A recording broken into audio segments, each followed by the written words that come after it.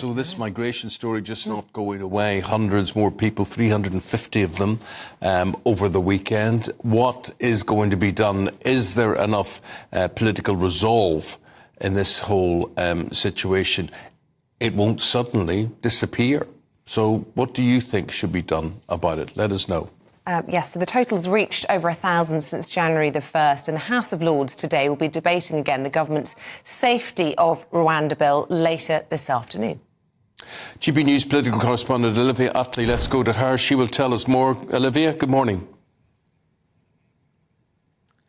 Morning. Yeah, the House of Lords is set to have its second reading of the Rwanda bill today, and there are 70 peers who are listed to speak, including the Archbishop of Canterbury and the Bishop of London. What we are very much expecting is to hear a slating from the Lords of the Rwanda bill. Lords will say that it's not safe and that Rwanda can't be labelled as a safe country, and that this legislation would go too far towards breaking international law.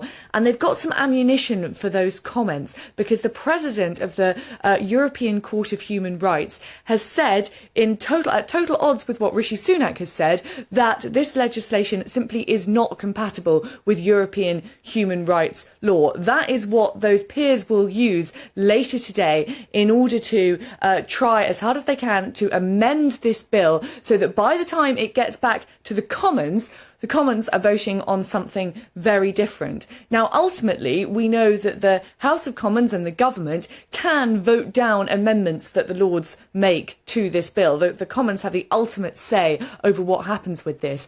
But it's all going to take a very long time. And time is something that Rishi Sunak really, really doesn't have. Of course, we're expecting an election in the second half of this year.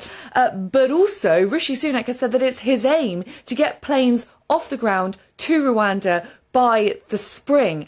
And the timetable for the House of Lords debate on this bill takes us all the way up to the 12th of March. That's when they're set to have the vote on whether or not to ratify this bill. That leaves a very, very slim margin for Rishi Sunak to meet his own target. And in the meantime, as GB News has been reporting, boatloads of migrants are coming over to these shores, and the processing time for them is over a year, on average 465 days. There is a real urgency to this situation. Rishi Sunak has said that he will stop the boats. At the moment, this is his main plan, to stop the boats, and for now it doesn't look like it's going to have smooth progress through Parliament. OK. Do you know what I think, Olivia? I think people are completely fed up of this now, and they're zoning out, and they look at politicians, whatever hue, whatever party, and they say, why aren't you doing what we want?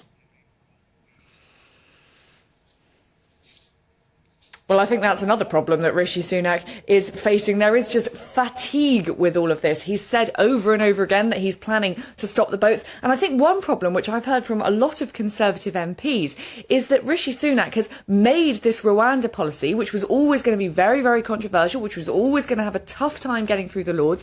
He has made this his flagship policy on stopping illegal migration. And I've spoken to Conservative MPs who've said that actually Rishi Sunak hasn't done a bad job of stopping illegal migration. In 2023 compared to 2022, there were 30% fewer small boat crossings, partly to do with the weather, but also partly to do with the Prime Minister's deal with the Albanian government. But instead of sort of shouting about that, Rishi Sunak has been talking a lot about this Rwanda policy. And as you say, Eamon, that leads to fatigue within the country. It feels as though nothing is being done, and people feel fed up. Yeah, and a lot of people think it's a distraction from the true dilemma, which is, getting net migration down, legal migration, much more problematic in terms of numbers, and most of those coming in through our universities. But the Prime Minister's heading to a school this morning, and a big announcement for him. He's banning disposable vapes.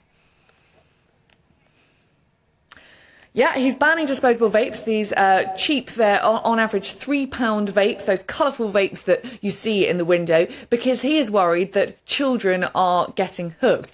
And the stats bear that out. Something like 17% of under 18s have used a disposable vape in the last few weeks, I think it is.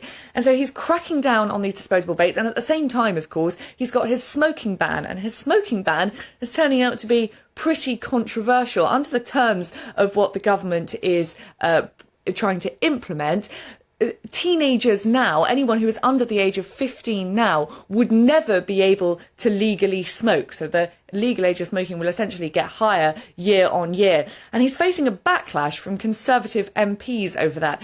Liz Truss, among other libertarians, say that it's a ridiculous situation that in a few years' time, adults will have different rights based purely on their birth dates. So they want to amend this legislation just to make the smoking age 21 or higher, full stop. Now, Rishi Sunak's ban both on disposable vapes and on smoking looks set to pass in the House of Commons because Labour is giving it its backing. But of course, the last thing the Prime Minister needs is another dent to his authority with a rebellion from his backbenchers. And that's what this disposable vaping ban is likely to lead to. OK, thanks, Olivia. Thanks very much.